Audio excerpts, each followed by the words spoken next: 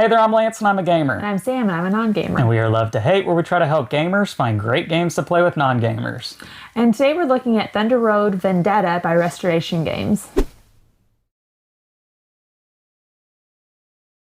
Thunder Road Vendetta is a re-implementation of an 80s game called Thunder Road, in which basically this is Mad Max the board game. Well, Restoration Games, as what they do and what they're well known for doing, they have restored it and have brought it to modern day board gaming with modern day mechanics and a look and feel and high quality production value on this particular game. So if you're familiar with the Mad Max films, where you are in a post-apocalyptic world and you're driving these war machines that have guns strapped onto them and it's an all-out battle and you're just basically trying to survive, well, that's what this particular game is. You are shooting other cars, you're ramming into them, you've even got helicopters in this game. Don't go flying off the track and see if you can survive long enough to get to the finish line. Let us show you how it works down below, and then we'll come back and share our thoughts on it as a gamer and non-gamer. All right, I have Thunder Road Vendetta on the table here. Let me show you guys how this dice rolling Mad Max themed game is going to work. In this game, you have these tile boards. These are long tile boards here, and they are double-sided. I will not flip this over because we have tiles on top of it. Well, here, I can take those two off easily and show you that there are the boards are double-sided, and this is the start board. You're going to choose which side of this board you will start the race on. You've got the roadway to ruin here and the parking lot. And as you can see, there are going to be spots on the board where you'll place these hazard tokens. On the start board here, you'll place it for your number of players in the game. All the other tiles, you are just going to place the hazard tokens on all the different spots that you see the hazard symbol. And these are face down, so on the other side of these, you will encounter a random hazard as you flip it over.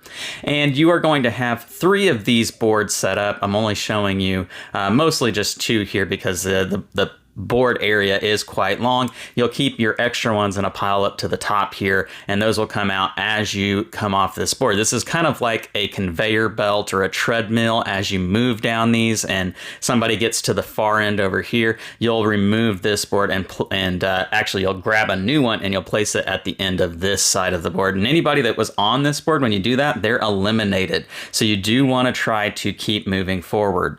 Also, what you have in this game, you have cars. Now, each player is going to have their own set of cars. You are going to have a large vehicle, a medium vehicle, and a small vehicle. Not only that, but you also get a helicopter in this game with its own working propeller. How about that? That's pretty cool. And each player will also have their own set of 4 dice, their own boards down here, and there are going to be some additional chunky big dice in this game. So that's what you have here. Let's talk about how this game works.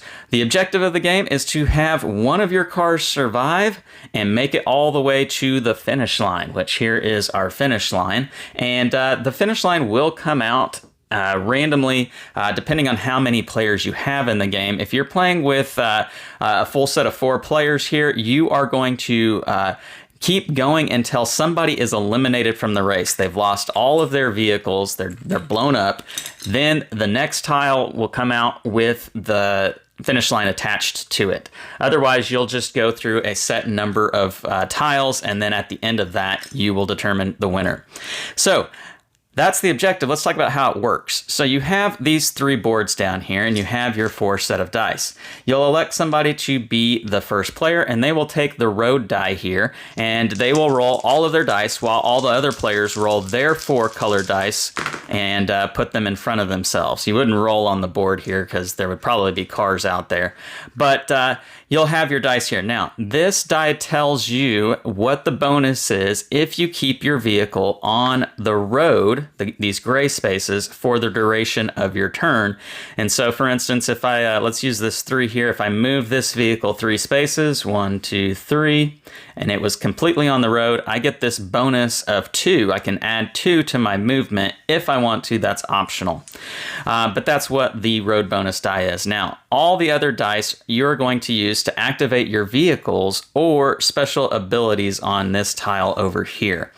Now, how this works, when it's your turn, you'll select one of your dice and you'll place it on one of your vehicles to activate them. So I have a 5 here, and let's just say that I activate my medium Avenger vehicle, which would be the medium one, of course. In addition to doing this once per round, so not per turn, but per round, and a round is defined by using all 4 dice, I can use one of my leftover dice to activate a special ability. So let's take a look at these real quick. You've got Airstrike, which this is how you get your chopper out and on the board, and you do that by placing any die on this spot. So real quick, what the chopper will let you do, it's just going to be out on the board, and you can spin the propeller if you want, but you pick an open spot to place it in, and it will shoot anything that's within these 3 spots immediately in front of the chopper. And in addition to that, if another vehicle or yourself, so you got to be careful about this, if any vehicle ends their movement on a spot with the chopper, they get blown up. Why that is? I would assume the propeller chops them up and the helicopter survives somehow. I'm not sure. I don't know. But they blow up, including yourself. So you got to be careful about that, because sometimes you aren't in control with where your car ends up going. I'll show you that here in just a second. So that's the Airstrike. Nitro, you got to place a 1 to 3, and that basically whatever you put over here, it's going to add extra movement to the die that you use to move you. Drift, we'll come back to Drift here in just a second. And then Repair, you got to use a 6 to be able to repair your vehicle, because your vehicles will be taking damage over the course of the race. And if they take 2 damage, then your car is inoperable and you have to turn it backwards, and you won't be able to use it again until you take the repair action. So those are the special actions that you could use a die for. What you'll be doing every time is putting a die on your board for the vehicle that you're going to use. The number tells you how many spaces you'll be moving it, and then you just slide the die down and you will move that number of spaces on the track. You can pretty much go anywhere you want, but the places that you need to stay away from are these ones that are highlighted in yellow. Those are obstacles and you cannot go into them. And if you were to be forced to go into them, and I'll show you that here in a second, then you blow up and you're out of the race. Also, you don't want to go off the track because you'll blow up and you're out of the race. You can go on top of these hazard spaces, and when you do, you'll flip it over and you'll reveal what it is. This, for instance, is a mine that will give you damage. So let's talk about damage real quick. You've got a whole stack of damage tiles over here, and you will take one anytime you take damage. You'll flip it over, and maybe you're lucky and nothing bad is on it, such as this dent right here, but you'll place it on the vehicle that is taking the damage. So if it's my medium vehicle here, we're going to place it in one of these slots right here, and you have slots to hold 2 damages. Let's show you another example. This is Skid. So Skid is going to cause you to move in a space that you aren't in control of. So this is telling you that wherever your vehicle is at, it's going to move up and to the right 1 space. And so this is how you can, let's say that happened to me right here. If I move up and to the right 1 space, I've landed on the obstacle, boom, I blow up, I'm out of the race, or at least this car's out of the race. So that's how you can be forced to move in directions you don't want to move. And again, if you take 2 damage, then you have to flip your board over to show that it's inoperable because you've taken too much damage, and your vehicle has to be placed backwards. And the only way to get back is to take that repair action down here to remove one of these. Then you flip your board back over again, and you're able to use your vehicle again on future turns. Some other ways that you will be taking damage in this game: you can shoot other players. So if there's a vehicle that's right in front of you, and by in front of you, it's these 3 spaces, you are allowed to use the shoot die to try and damage them. Now, the differing sizes of vehicles does matter here, because the larger the target, the easier it is to hit them. So you can see the L on here is for large. If you roll this and the L comes up and you're shooting a large vehicle, boom, they get hit, they take a damage token. Shrapnel, that means someone else in a straight line, depending on the directional die that you roll here, they will also take damage because shrapnel has fired off of them and it's hurting other vehicles. I will point out this die is skewed to hit the large vehicle more, the medium vehicle next most, and the small vehicle the fewest opportunities. So that's how size matters when it comes to shooting. Now, another way that you can cause chaos on the board is to ram into another vehicle. And you may want to do that. You do so by ending your movement on top of a vehicle. You'll put your vehicle on top of the other vehicle, and then you will roll the directional die and the crash die. You'll roll these both together at the same time, and the combination will tell you the outcome. So in this particular instance, the top vehicle is going to move one space backwards to the left, or upwards and to the left. So that would mean the top vehicle has to move there.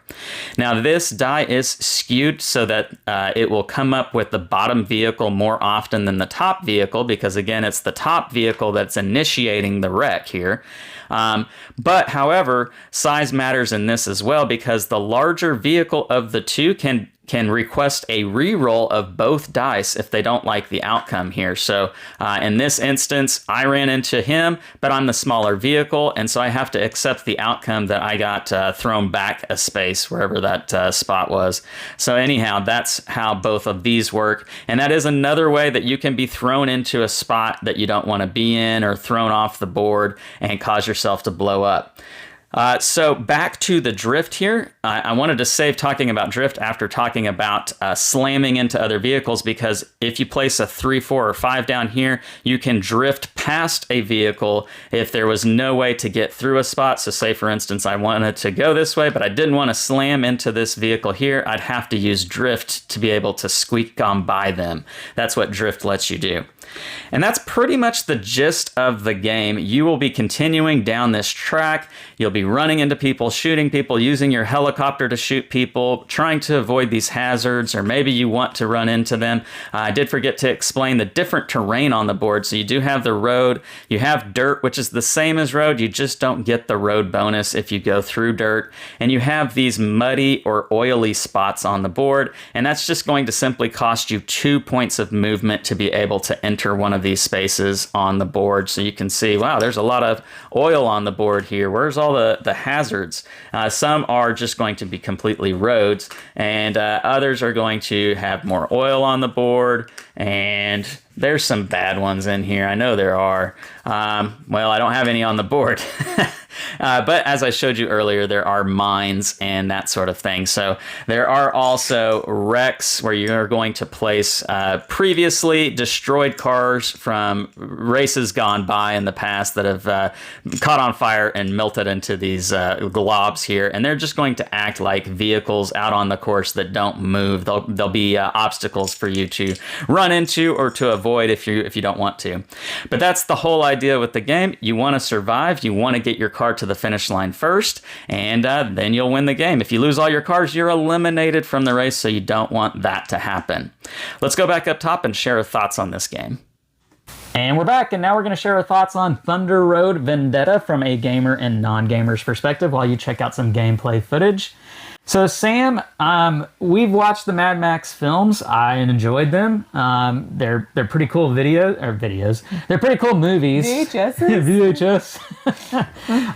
But I don't know that any of us, either you or I, are gung ho and over the top for that. And please don't worry, our children have never seen them. Yeah, we have not shown them to our kids at all. We did play this with our kids, as you can see. The board game does cut out a lot of the gratuitous violence and nudity and all the other stuff. Please don't judge us. But anyhow, so for me, I was attracted to this game because of the theme and the universe, let's say. I thought that was a pretty cool thing to see in a tabletop board game format. I know for you that probably doesn't mean anything to you. I've seen the movie a long time ago. I didn't really remember much of it. Okay. I knew the general idea. Yeah. But table presence-wise and the look to this particular game, impressions, what did it give you? Right off the bat, I think it reminded me of Formula D. It's one of our very first games, and we played that game to death. Yeah. And we played it with the kids, racing game, and it's very reminiscent of that. Okay. Yeah, you've got these little cars, and you do have dice, and the dice determine how far you can go. Yeah. And the spaces are similar. Very similar to that. Yeah. I can see where you're going out with this. Yeah. So, and I really like Formula D, so I thought I'll probably like this one. And that's why we also had our kids play, because they all know how to play Formula D. Right. And so that was our thought process, not that they like Yeah. Now you do have to throw in the element of the violence with this game of you're, purposefully ramming into people. You are shooting people. We sugarcoated it for our children. Oh, yeah, I for really sure. feel like we're going to be judged for this. We did not use the words guns and kill and things like that. Sure. Yeah. Well, and then you are you're trying to eliminate the other players. Let's Yes. say. So there is that factor with this game, and on with that, you got to talk about it. That this game does come with player elimination. That somebody is going to get eliminated completely from the game, and not play out the final, let's say, third of the game to figure out. It's probably not a third, final quarter of the game to figure out who the victor is. So that is a factor with this. For you as a non-gamer, how do you feel about that? How did I feel about that? Well, you were the one who got eliminated, so probably not too well. We're in the thrones of potty training a toddler, so I was like, just eliminate me. I have other things to be doing. Yeah. So, but if I was sitting here, I was off doing stuff after I got eliminated. So I came back and saw our son win. Mm-hmm. But it is one of those games where I wouldn't have wanted to just sit around and watch everyone play at the end. So I think that was kind of a bummer. Yeah, it was a bummer. Now, you say that, but for me, I do feel like this game has a lot of action, and I will use that word specifically because it does feel like an action movie that does keep me enticed, because I see this person rammed into the car in front of them, but it backfired because it slingshotted them backwards, and now they're back farther on the track, or maybe it threw them completely off the track or into a rock, and now they're dead or they're eliminated. And so wild and crazy things can happen like that with this particular game, that it just sort of is like, oh, wow, that was really cool. That was exciting.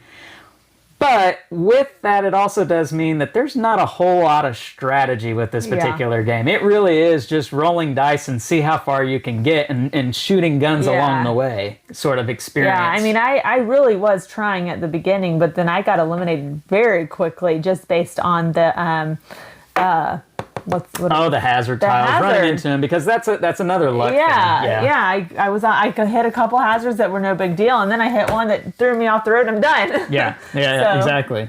Yeah, and so with that, I think this is, by and large, it is a Ameritrash game. If you're not familiar with that, it's just basically a game built for theme and not so much mechanics. Yeah. Because you are basically playing Mad Max, the board game, with this particular one. You aren't trying to figure out complex mechanics with board gaming that are going to require forethought and planning and strategy. That's not this type of game. So you got to be okay with Ameritrash gaming, and be okay with playing a really action-packed theme that's very little on strategy. Yeah. If that's something that sounds good to you, you might like this game. You might be all gung-ho for it. And it's very 80s looking. Oh, yeah, 100%. Yeah. So, yeah. All right, let's get to pros and cons for Thunder Road Vendetta from a non-gamer's perspective. So, Sam, what for you works well with this particular game? I mean, it's a racing game, and so that is fun, and, you're trying to beat someone. It's a very easy concept to understand. I think it's pretty easy for people to understand. I mean, we played it with some of our children, and they understood the concept. They understood the mechanics of it. If not the theme, they understood, I'm trying to get from here to there first. Yeah. And I think the theme was interesting. I think the artwork is really good. I think how the hazards work is great. The little helicopters, the components, they did a good job in development. Yeah, I'll agree with that 100%. So. Yeah, no, this has a high quality look to it. It's a very interesting. It's gonna be something you can put out on the table, and a lot of people are gonna walk by and say, "I want to know more about this. Tell me what you're playing here." So it's got that eye appeal to it, and it's an easy enough teach. I don't feel like it's super complicated and hard to get somebody to wrap their minds around it. So yeah, I think those are good pros for it. What maybe are some cons? A couple. I felt like a lot of times we were just kind of grouped together until you started weeding people out. No matter, we were all rolling different dice, playing different dice, but because of the hazards and trying to stay on the road, we just end up in little clumps. Yeah. Until you could weed people out. So, it just depends on how you feel about that. I didn't feel like there's a whole lot of competition until you could get some of the competition out. Yeah, I will agree with that. I think the first quarter of the game sort of feels a little slow because we're all, just like Sam said, we're all staying together. And if there was a strategy to this game, it's try to stay on the road as long as you can and stay to the center of the board because you don't want to get flung off the board. But if everybody's doing that, then you're an easy target to get shot. You're an easy target to get rammed. And when one person rams you and you get bounced and you land on somebody else and then you can get bounced again and you can bounce and bounced and bounced and bounced, then before you know it, you're on the edge of the track or you're completely off the track and it was of no fault for you and you couldn't have done anything about it. So that's why I say there's not a whole lot of strategy with this game. And for the runtime of this game being up to 75 minutes, that can be a long experience when you say, well, there's not a whole lot of strategy with this game. Yeah, that was going to be one of my other ones. I felt like it just went too long. After a little while, I was like, kill me.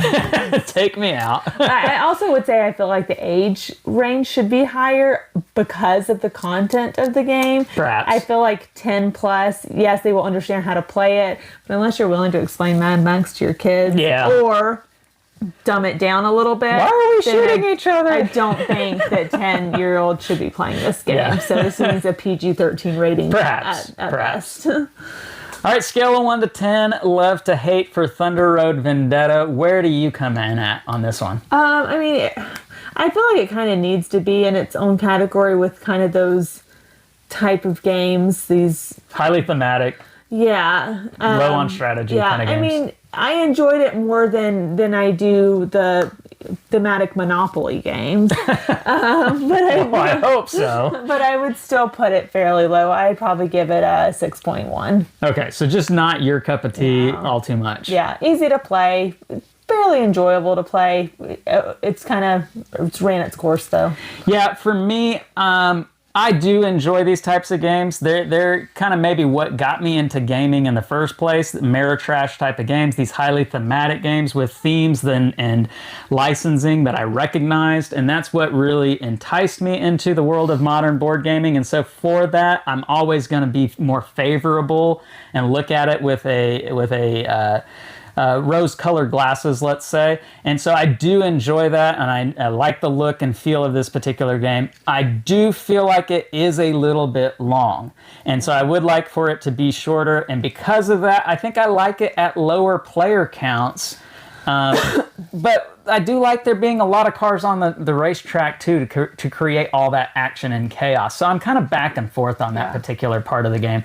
But all in all, I'm going to give this game a 7.3 for me. It's one that I enjoy. I don't know that I'm completely over the moon like I've seen a lot of people be for this particular game, and it just doesn't hit a home run for me, but I do enjoy it. So I'm glad we tried it out. I'm glad I purchased a copy when I saw it at my local board gaming store. So that is Thunder Road Vendetta. It is from Restoration Games. Leave us some comments down below. Let us know what you think about this particular game. Make sure to like and subscribe and push that bell button so you get notifications of all our new content. I'm Lance. I'm Sam. And we are Love to Hate, where we try to bridge the gap between gamers and non-gamers. We'll catch you next time.